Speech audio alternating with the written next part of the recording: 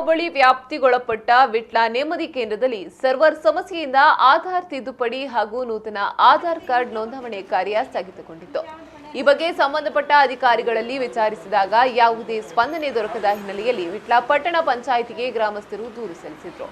ಈ ಹಿನ್ನೆಲೆಯಲ್ಲಿ ಪಟ್ಟಣ ಪಂಚಾಯತ್ ಅಧ್ಯಕ್ಷರ ನೇತೃತ್ವದಲ್ಲಿ ಮನವಿಯನ್ನ ಸಲ್ಲಿಸಲಾಯಿತು.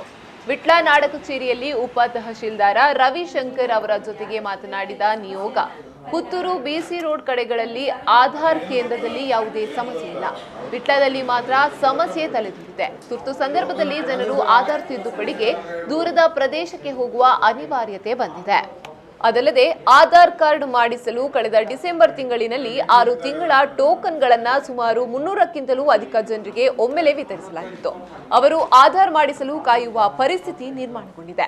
ಈ ಬಗ್ಗೆ ಸಾರ್ವಜನಿಕರಿಂದ ನಿರಂತರ ದೂರುಗಳು ಕೇಳಿ ಬರುತ್ತಿದೆ. ಪ್ರತಿಭಟನೆ ನಡೆಸಲು ಗ್ರಾಮಸ್ಥರು ಸಿದ್ಧತೆಯಲ್ಲಿದ್ದಾರೆ ಎಂದು ಮನವರಿಕೆ ಮಾಡಿದ್ರು.